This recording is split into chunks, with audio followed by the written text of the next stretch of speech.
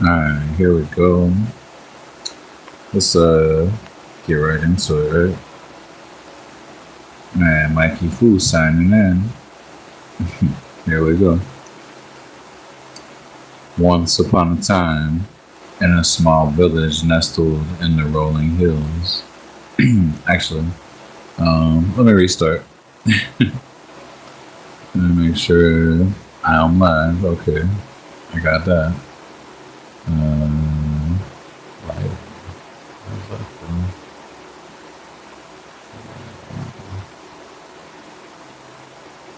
Okay.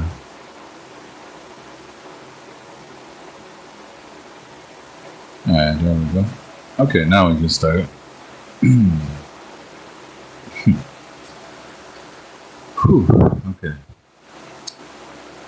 Once upon a time, in a small village nestled in rolling hills of a lush countryside, there lived a young couple named Sophia and Alexandra. They were deeply in love, but like many couples, they struggled to understand each other's needs and desires. One day, while wandering through the village market, Sophia stumbled upon a small, mysterious shop tucked away in a quiet corner. The sign above the door read, "Love of Love."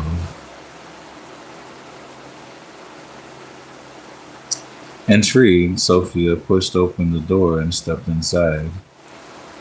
The shop was dimly lit, with shelves upon shelves of dusty old books.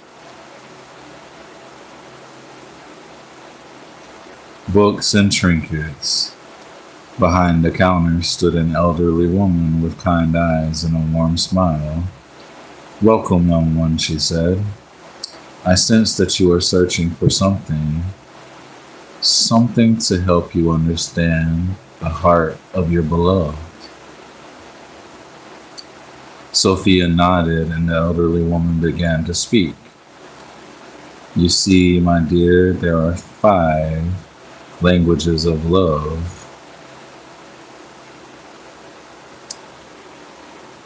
Hello, much love to you." And the elderly woman began to speak. She said, "You see, my dear, there are 5 languages of love. 5 ways in which we express and receive love. And just as we must learn to speak the language of our beloved, we must also learn to hear the language of their heart." The elderly woman handed Sophia a small leather-bound book. "This is the book of the love languages," she explained. "It holds the secrets of love and understanding. But be warned, my dear, the journey of learning these languages is not as easy as one thinks. It requires patience, empathy, and an open heart." So Sophia took the book and began to read. As she delved into the pages, she discovered the languages of love. Number 1, words of affirmation. The language of words is a powerful one. It is the language of praise, encouragement, and appreciation. Sophia learned that Alexandra's love language was words of affirmation. She longed to hear her praise and appreciation, to know that she valued and cherished her. So Sophia began to speak Alexandra's language, showering her with words of affirmation. She praised her accomplishments, thanked her for her kindness, and told her how much she appreciated her. As Sophia spoke Alexandra's language, she saw a transformation in her. She stood taller. She smiled more. Her eyes sparkled with joy. Number 2, quality time. The language of quality time is the language of presence. It is the language of being fully engaged with the one you love. So Sophia learned that her own love language was quality time. She longed to spend quality time with Alexandra, to connect with her on a deeper level. Alexandra began to speak Sophia's language, spending quality time with her. They went on long walks, had deep conversations, and enjoyed quiet evenings together. As Alexandra spoke Sophia's language, she felt seen and heard. She felt like she was the only person in the world, and that Alexandra's attention was solely focused on her. Number 3, receiving gifts. The language of receiving gifts is the language of tangible love. It is the language of showing love and care through physical objects. Sophia learned that Alexandra's friend, Rachel, spoke the language of receiving gifts. Rachel loved to receive thoughtful presents, tokens of love and appreciation. Alexandra began to speak Rachel's language of love, giving her small gifts and tokens of appreciation. She brought her favorite coffee, surprised her with flowers, and gave her thoughtful presents. As Alexandra spoke Rachel's language of love, Rachel felt loved and appreciated. She felt like Alexandra truly cared for her and that she was willing to go the extra mile to show her love. Number 4, acts of service. The language of acts of service is the language of action. It is the language of showing love and care through practical acts. Sophia learned that Alexandra's brother, Jack, spoke the language of acts of service. Jack loved it when people showed their love and care through practical acts like cooking meals or running errands. Alexandra began to speak Jack's language of love, showing her love and care through acts of service. She cooked Jack's favorite meals, helped him with his chores, and ran errands for him. As Alexandra spoke Jack's language, Jack felt loved and appreciated. He felt like Alexandra truly cared for her, and that she was willing to lend a helping hand. 5, physical touch. The language of physical touch is the language of intimacy. It is the language of showing love and affection through physical contact. Sophia learned that Alexandra's love language was physical touch. She longed to hold her hand, to cuddle with her, and to feel her warm embrace. Sophia began to speak Alexandra's love language, showing her love and affection.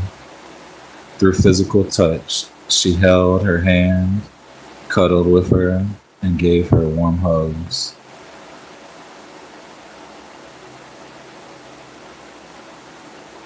As Sophia spoke Alexandra's language, Alexandra felt loved and cherished. She felt like Sophia truly cared for her and that she was willing to show her love and affection in a physical way. As Sophia and Alexandra continued to learn each other's languages, their love grew stronger and deeper. They learned to speak each other's languages, to hear each other's hearts. And as they did, their relationship transformed. They felt more connected, more in tune with each other, more in tune with each other's needs and desires. Sophia learned to appreciate Alexandra's needs for words of affirmation, and she made a conscious effort to praise and encourage her. She wrote her love notes,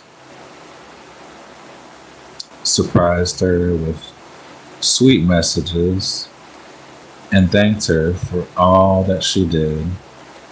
Alexandra, in turn, learned to appreciate Sophia's needs for quality time. She made time for her, prioritizing their relationship and scheduling regular date nights. She listened to her, truly listened, and showed her that she valued and cherished her. As they continued to learn and grow together, Sophia and Alexandra discovered that their love languages were not mutually exclusive.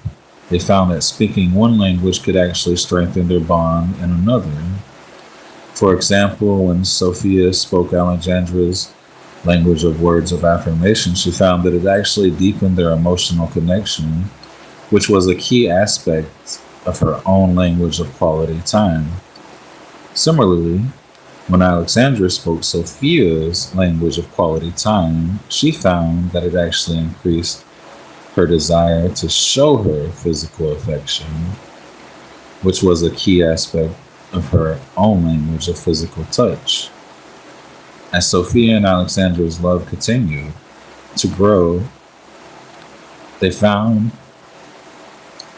that their languages became more intertwined. They began to speak each other's languages more fluently, and their love became more rich and nuanced. They learned to appreciate the little things, the small gestures that spoke volumes in each other's languages.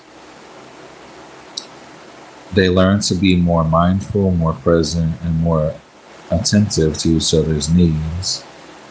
And as they did, their love became a masterpiece, a work of art that was greater than the sum of its parts. It was a love that was spoken in many languages, a love that was heard and felt in every corner of their hearts. Years went by, and Sophia and Alexandra's love continued to flourish. They faced challenges and obstacles, but their love remained strong. Hope and devotion in a world that often seemed dark and uncertain. And as they looked back on their journey, they knew that their love languages had been the key to their success. They had learned to speak each other's languages, to hear each other's hearts, and to love each other with a love that was truly unconditional. In the end, Sophia and Alexandra's love story was one of transformation. It was a reminder of hope, a reminder that love is a journey, not a destination, and that by learning to speak each other's languages, we can create a love that is truly timeless and divine.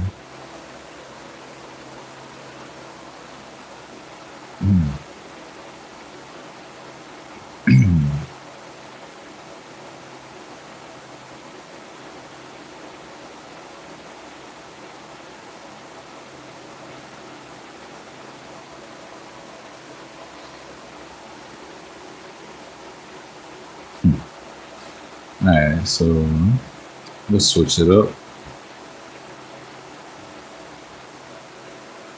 And this is a different story. In a distant corner of the universe, there existed a realm of mighty dragons, beings of pure light and energy. These dragons were the guardians of the cosmos, tasked with maintaining balance and harmony throughout the galaxies. Among these dragons was a young one named Aki, a dragon. Aki was different from the others, for she possessed a unique gift, the ability to embody the essence of the stars. As a dragon seed, Aki was born with a specific mission to bring light and love to a planet in need. She was sent to Earth, a world plagued by darkness and fear. Aki's journey was not an easy one. She faced numerous challenges and obstacles, from the harsh conditions of the planet to the skepticism and doubt of its inhabitants. Despite these difficulties, Aki persevered. Fueled by her unwavering dedication to her mission, she traveled the world, sharing her message of love and light with all who would listen. However, as time passed, Aki began to feel the weight of her responsibilities. She had given so much of herself, and yet the darkness seemed to only grow stronger. One day, Aki found herself standing at the edge of a grate. Staring into the abyss of despair, she felt as though she had failed in her mission, that the love and light she had brought to the world had been extinguished by the overwhelming darkness. As she stood there, a gentle breeze caressed her scales, carrying the whispers of the stars. Aki closed her eyes, allowing the celestial music to wash over her. And then she remembered the words of the ancient dragon prophecy. Even in the darkest of times, a light of the stars will guide you. Even in the darkest of times, the light of the stars will guide you. Keep your heart open, and the love of the universe will flow through you. Aki took a deep breath, feeling the weight of her doubts and fears lift from her shoulders. She opened her eyes, and a brilliant light burst forth, illuminating the darkness. With renewed determination, Aki spread her wings and took to the sky, soaring above the world, a beacon of hope and love. As she flew, Aki realized that her mission was not to defeat the darkness, but to embody the light. She understood that the love and light she had brought to the world were not extinguished, but had merely been transformed, like the stars themselves, into a new and wondrous form. And so Aki continued to shine, a dragon-seated guardian of the cosmos, and a beacon of love and light in a world that needed it most. Her story became a legend inspiring generations to come, a reminder that even the darkest of times the light of the stars will guide us, and that by keeping our hearts open we can tap into the infinite love of the universe. Aki's journey taught her that the true power of the dragon seed lies not in their ability to defeat the darkness, but in their capacity to embody the light, to keep their hearts open, and to shine like the stars themselves. And so Aki's story becomes our story, a reminder that we too are dragon seeds tasked with bringing love and light to a world in need. May we, like Aki, keep our hearts open, and may we too shine like the stars, illuminating the darkness and filling the world with love and light.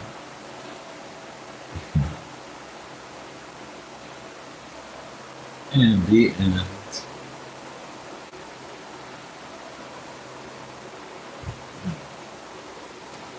Alright, so my love, my heart beats for you alone, like cosmic rhythms. Our love is forever sown. Above and below the universal lines, our souls two stars eternally entwined. In the depths of existence, our love did unfold, a tapestry of devotion where hearts are made of gold. Through lifetimes and eternity, our love will forever shine, a celestial bond where our souls are forever divine. My love, you are the cosmos to my soul, the missing piece that makes me whole. In your eyes, I see the universe's design, a love so pure, so true, that transcends time and space could find. Forever and always, my love will be yours, a flame that burns bright through the universe's endless shores. My heart, my soul, my everything belongs to you. A celestial bond where our souls are forever divine.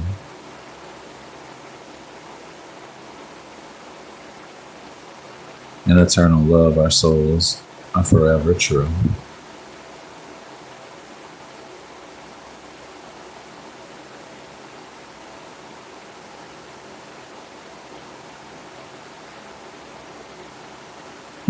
Interesting. And much love to everybody out there watching. I hope you're having an awesome night or day, whatever time it is for you.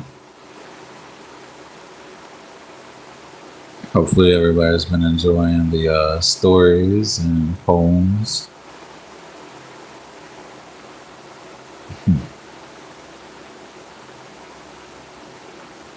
And hello. Let's see. Uh, okay. Oh, okay. I could do a Q&A.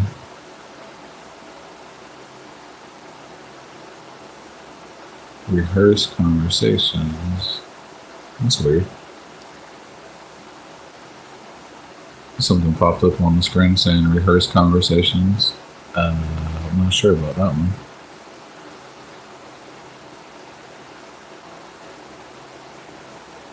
Something new, I guess. Alright. Anyways, here we go. In the depths of the dragon's shadow where darkness reigns supreme, a paradoxical truth awaits, a secret to redeem. For in the beginning, eternal love did strive, but from its purity, chaos was born, and the universe did divide. Like a phoenix from the ashes, chaos rose to claim its throne, a fiery storm that ravaged all, leaving destruction at its own. Yet in the heart of the maelstrom, a glimmer of hope did shine, a light that whispered secrets of a love that would be divine. For in the chaos, a chance was born to forge a love that's true, a love that's tempered in the fire and strengthened in the brokenness anew. Like the dragon scales that shine with a beauty that's both fierce and bright, our love will rise from the ashes, a beacon in the dark. So let us start with chaos and let its fire refine. For in the depths of the dragon's shadow, to forge a love that's true, a love that's tempered in the fire and strengthened in brokenness and new. Like the dragon scales that shine with a beauty that's both fierce and bright, our love will rise from the ashes, a beacon in the dark of night. So let us start with chaos and let its fires refine, for in the depths of the dragon's shadow, eternal love will be divine. Like a lotus blooming in the mud, our love will rise above the pain, and in the beauty of the dragon's shadow, our love will forever remain.